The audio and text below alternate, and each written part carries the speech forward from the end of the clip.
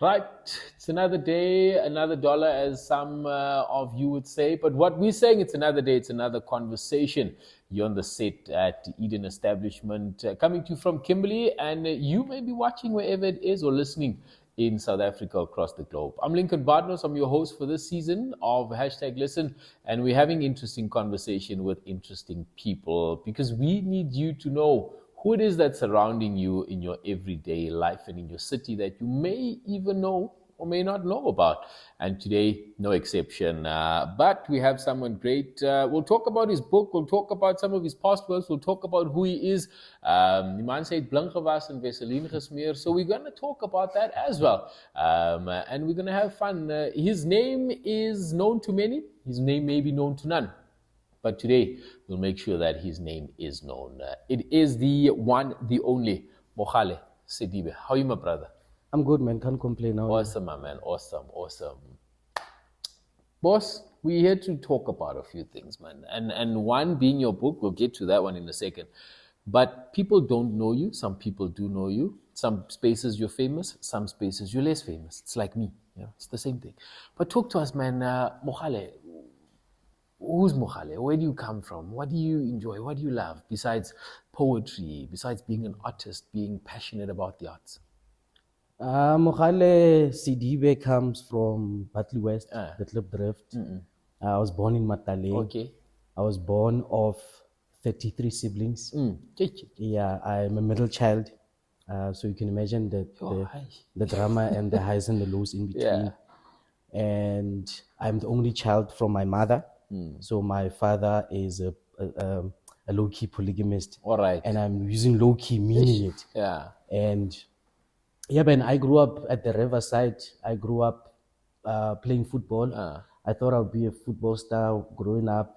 And then became a teenager, started going out with friends. Yeah. I thought I'd be a DJ at some point, but I started hosting events. Yeah, man. And I started selling music illegally. I hope, hey, started selling music illegally, started burning CDs. I thought maybe I'll be an artist one day or producer somehow.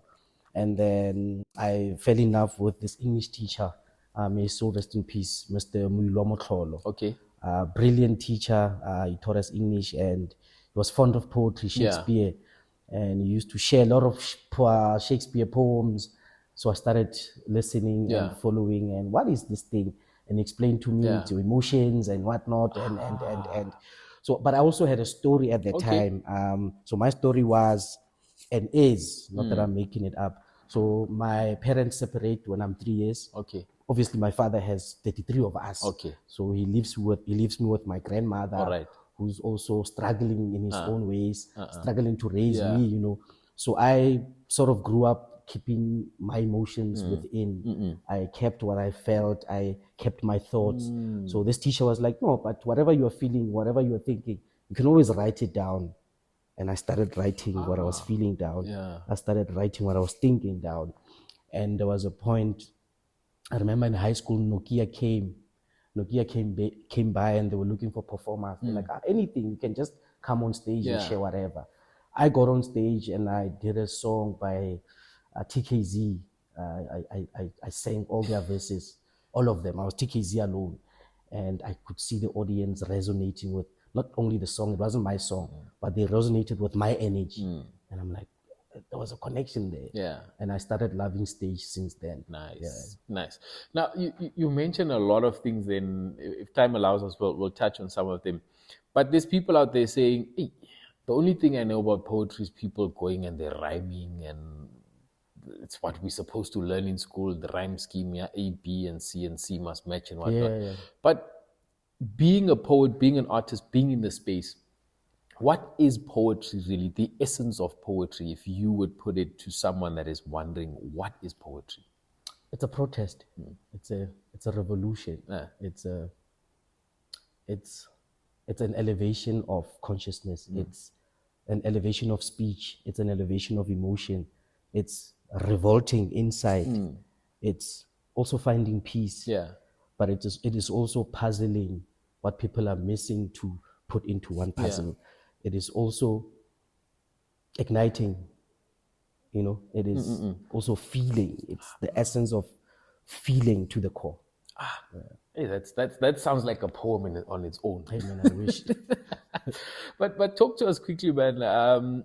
Poetry and where you find yourself, touring South Africa, touring the province, touring wherever it is that you are, whether it be internationally, local.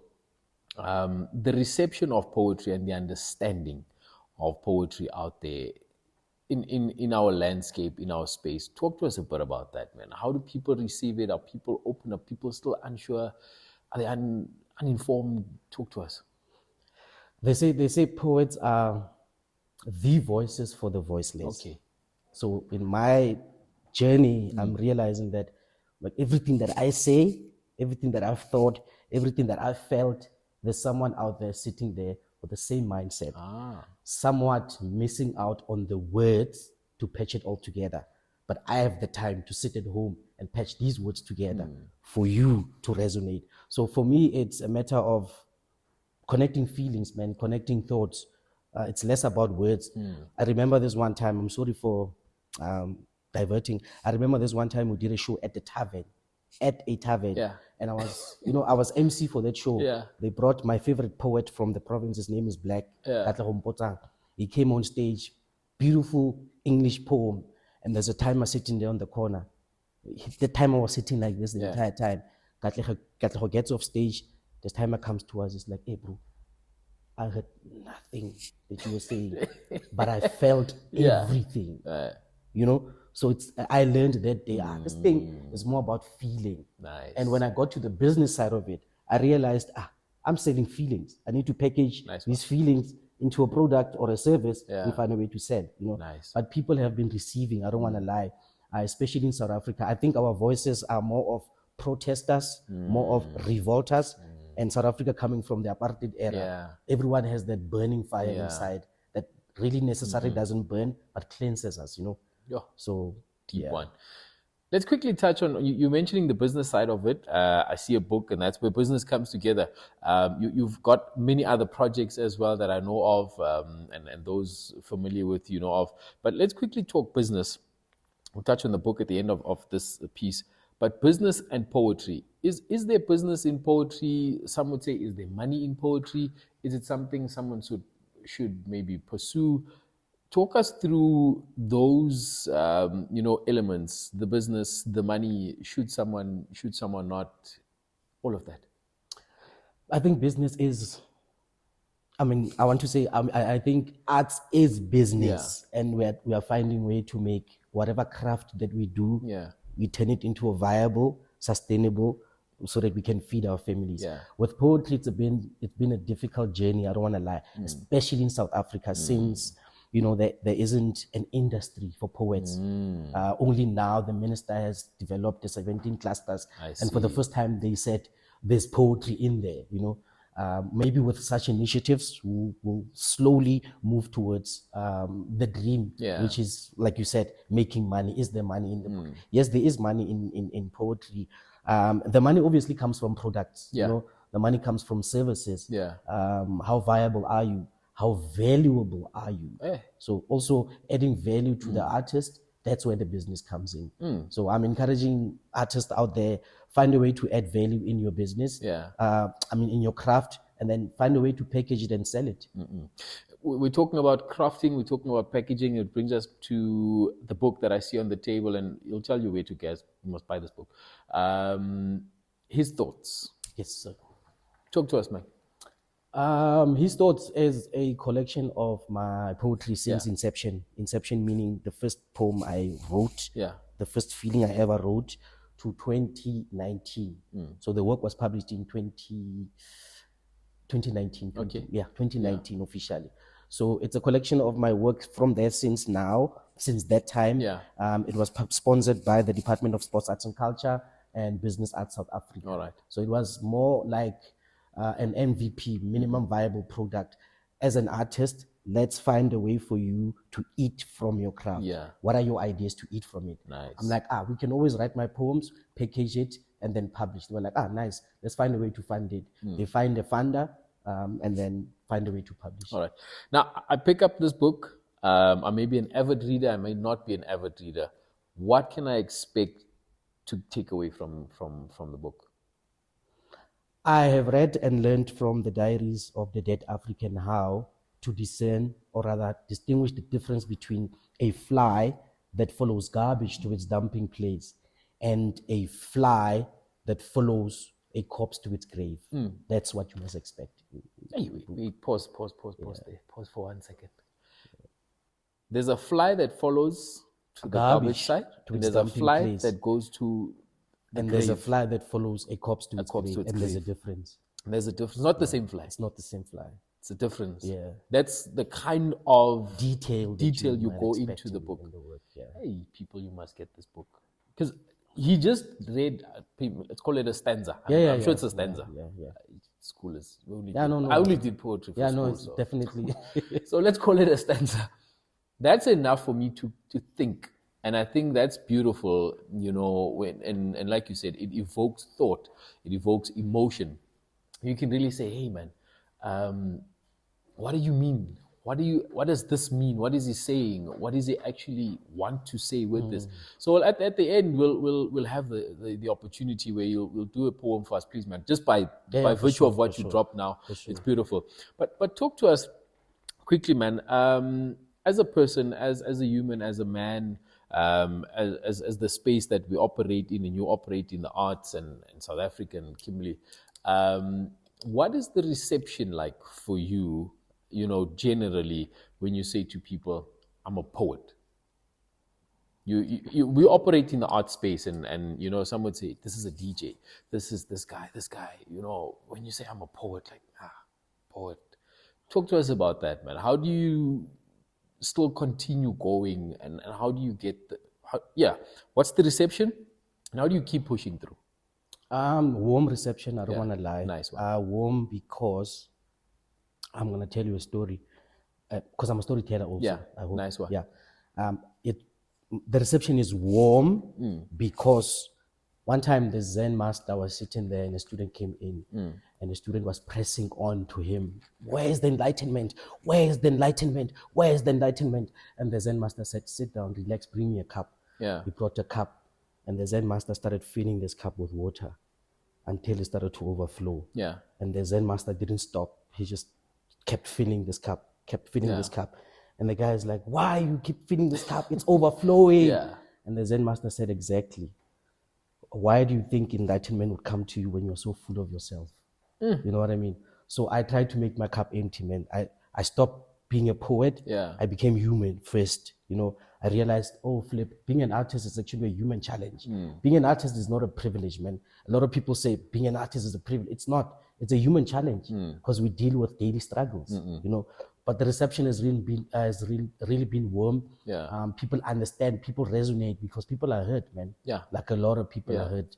And with poets, poets are really touching on the basis of hurt, the basis of anger and sadness and whatnot. So playing around with these emotions, you realize that actually I'm dealing with people's insights, That's a deep one. Mogale, I want to ask you this, man. And it comes to mind while we're having the conversation. Someone is sitting there and someone is saying, how do I get into poetry? It's always the notion out there. How do I get into something? Where do I start? Will this be okay for me? Am I made for this? Is this what I should be doing? Talk to that person. What are we saying to that person? To the novice writer, just start writing or continue writing if you have started. To the mid-level writer who wants to be published, professionalize your work. Find your image, find your voice, and then find your platforms. Not all platforms are meant for you. And find ways to recreate yourself on a daily. Take your work serious, man. Like I'm here because I take this thing very serious. Yes, definitely. I don't want to lie to you. I have a split personality. I have this Mogale Sedibe who's sitting here, and I have MGL at home. It's me being a father, being a friend, and all of that. I have learned to discern, even with my money. I don't like talking money, but even with my money, I'm like, okay, this is personal money, this is business money. and I need to draw a line between. Nice. So find your in between, find your lines, and just draw them, man. Nice one. Yeah. Nice. Now, before we get to the end of it, and we want to allow you the freedom to to recite one of your poems and express and get out there. Talk to us quickly, and share this insight, and I hope that people take away from what you're about to share. Going through life and going through every day as a poet, you've mentioned a lot of things. It's taking in emotions. It's really filtering a lot of things. It is processing a lot of things. What does that do to you and for you as an individual? That's a deep one. Okay, so I think I'm also huge on human potential, and what the poetry or what the journey is teaching me is that obviously I'm not where I want to be, so I shouldn't focus on the light, but the journey towards the light. So for me, my focus is on this journey, the experience thereof. Also, I think my awakening came from realizing that every day that passes by is a step closer to our death, each of us, And I had friends who had dreams, man, like huge dreams, and they died with those dreams. That was awakening for me. And I live with that on a daily. I wake up and I know one day I won't be here.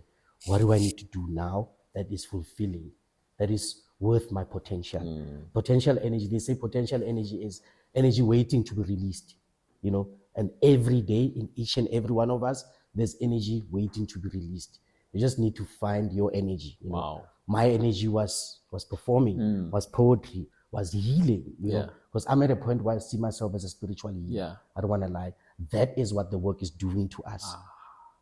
We are starting to see ourselves on a different light. Nice. Because we heal. I mean, I'll get on stage, I perform a poem, I get off stage, somebody comes to me and they're like, thank you for that. I finally understand. I don't know what, but they finally understand whatever they were struggling to comprehend. So the work is turning us into healers, man. It's turning us into preachers. It's turning us into teachers, Wow, yeah. Deep one. Before we get to your performance, your recital, you'll decide what you call it. Talk to us, upcoming projects, current projects, and where people get a hold of you, man. Oh yes, current projects, Northern Cape Poetry Festival. That is our main baby, because I'm at the point where I want to create employment for other artists. Nice. So with the Northern Cape Poetry Festival, we aim for the past 2 years, we've been hiring poets, hired over 100 poets Beautiful. to come and perform, some from outside, spent over $500,000 on the project. And at the moment, we are focusing on publishing other voices. Like, for instance, we're talking about this other lady, Elizabeth Van Rooyen. She has a book coming out soon, Breaking the Curse, or The Curse Breaker. Beautiful story. So we are telling other people's stories and just creating platform for other poets to share their work, man. Because I realized this is not about me. It's bigger than me. I found it here. I found other people doing it. It's not even about me. Earlier on, I heard you mention fame. Yeah. I mean, I think our province is too small for fame. I might be popular in other spaces, but I'm not famous yet. You know what I mean? So I think humbling myself also, the struggle, the hunger, the devotion, every day waking up and knocking on these doors. And man, I think I'm privileged. I don't want to lie. I just want to say to everyone out there, I am privileged. I don't want to lie. Since the beginning of my business, the Department of Sports, Arts and Culture has been there because I've been knocking. I haven't been sitting waiting. Ask any member of the Department of Sports, Arts and Culture. They will tell you how nagging I am. I knock at these doors. You close the door, I find the window. I knock on the window. You close the window. You see these small ventilators. I go to these ventilators, I shout there. That's who I am. Nice. And I'm encouraging artists to do that. Find your door. Find your door. Nice one. Where do people get a hold of you on social media? At Mogale Sedibe. You can Google me. But I you know can't Google me. guys. You can Google me. There's like 4 websites just for this guy. So I'm very big on search engine optimization. So you can always Google Mogale Sedibe. You can buy the books online, listen to the music, see the videos, follow me for the tours. Definitely National Arts Festival coming next year. Nice one. There's Pan-African Creative Exchange. I'm hoping for Poetry Africa in the next 5 years. hoping for international tours, because I have been auditioning for international tours. But there's more project coming out, man. Beautiful. I mean, there's books, there's poetry coming out, and more. There's a lot happening. There's a lot happening. Guys, from my side, I'm anxious. I'm excited. I'm waiting in anticipation for Mogale MG, as he's known in the spaces and those around him, Mr. Sedibe, to give us a performance and lay out what is on his heart. From my side, we will make sure that you are entertained for the rest of the season and the other episodes that is out there. Myself, Lincoln Bardnos, I'm signing out, leaving you in the capable hands for this episode of Mogale MG Sedibe to talk to us. MG, the camera's over there, man. You've got the white there. Which one? Go for it, man. This one. Consider this. Pacing through the space between man and his race. Between the race to claim territory to space. We face ourselves every day. To identify with being human instead of animals first. The thirst that persists in human spirit to quench the drenching dead. Thinking back to the time the third's eyes blinking bled. But there are only a few of us who have seen the serpent whisper certain things in an eavesdrop. There are better things hidden behind venomous tongues of introverts who are thinking loud enough to break the walls they've built around them. Speak to self if need be. One day it will come for us, a legion of kings whose crowns ordained by the beast. The least men can do is unleash the inner monster to feast. With one's eye open in cold blood, let them see my inner monsters. I have slain so many demons. I slew my brother's helping hand while playing swords the other day. But mother bandaged it with a soothing silence. It was as if ignoring a child fall for the first time. We all pay our dues to earth, she says. At birth, babies cry to open up their lungs to new air, but you came quiet like a child we thought would never bear. The care, the love, your mother's endless stare, something I wouldn't dare to share. Thank you.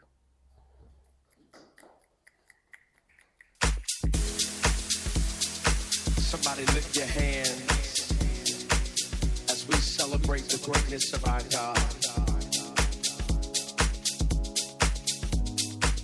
He's great and he's greatly to be praised.